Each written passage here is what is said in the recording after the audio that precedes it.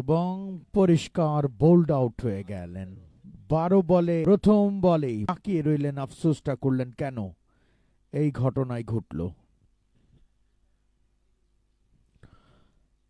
Title sponsor কিংবদন্তি cricket কার্নিভ্যালের Haier and Daily Sun, broadcast partner E sports, media partner Japan band.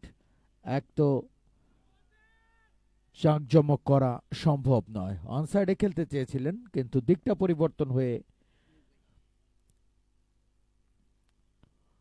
Leg by সূত্রে আসলো।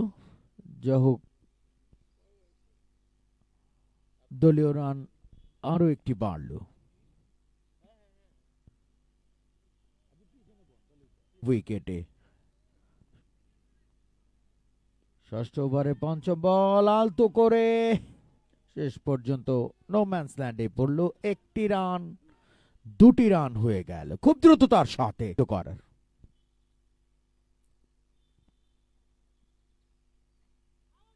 আবারও আনসাইডে খেলতে চেয়েছেন এবং আম্পায়ার সে সিগন্যালটা দিলেন। রুবেল, অ্যানাদার।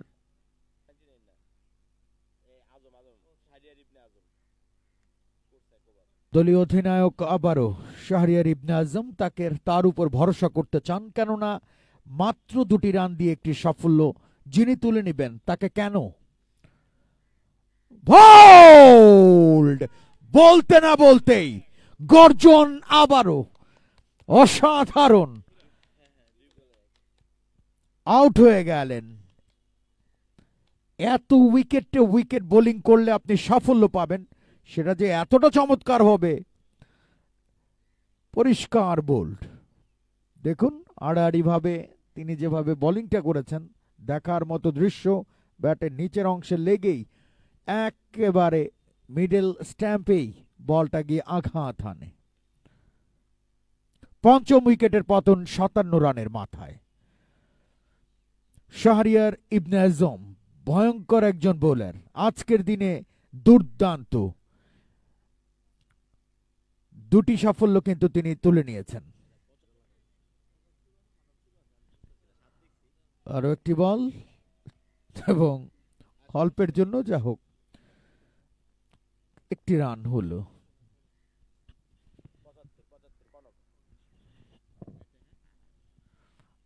নতুন ব্যাটসম্যান হিসেবে কনক, তিনি কিন্তু নকটা করতে চেয়েছেন এবং সাগরের উপস্থিতি বেশ ভালো।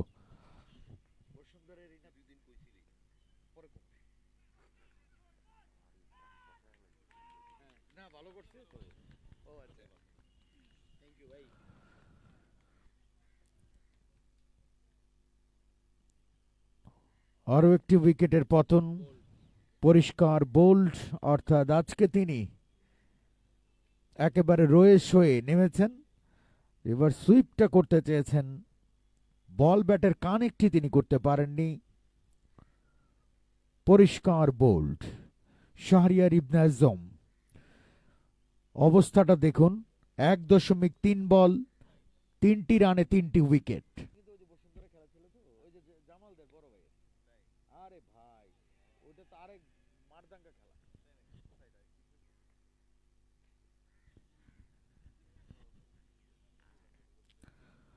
আবারও একটি চমৎকার বোলিং, অসাধারণ বলা চলে। লেগ বাই সূত্রে যদিও রানটা আসলো, কিন্তু শাহরিয়ার ইবনে আজম অবাক হতে পারেন। শুধু বলটা কিন্তু অফ স্টেম দিয়ে বেরিয়ে যেত, স্টেম্পের একটু বাইরে ছিল, কিন্তু চমৎকার বোলিং, লাইন লেংথ নিশানা। এবং এবং যারা স্কোরার তারাও বলছেন যে অসাধারণ আসলেই বোলিংটা করছেন তিনি। শেষে 3টি রান দিয়েছেন, 3টি উইকেট দখল করেছেন। এটা কিংবদন্তির ক্রিকেটের ইতিহাসে যে কটি উল্লেখযোগ্য বোলিং, স্বীকৃত বোলার তিনি শাহরিয়ার ইবনে আজম, সন্দেহ নেই। অসাধারণ একটা স্পিন করেছেন।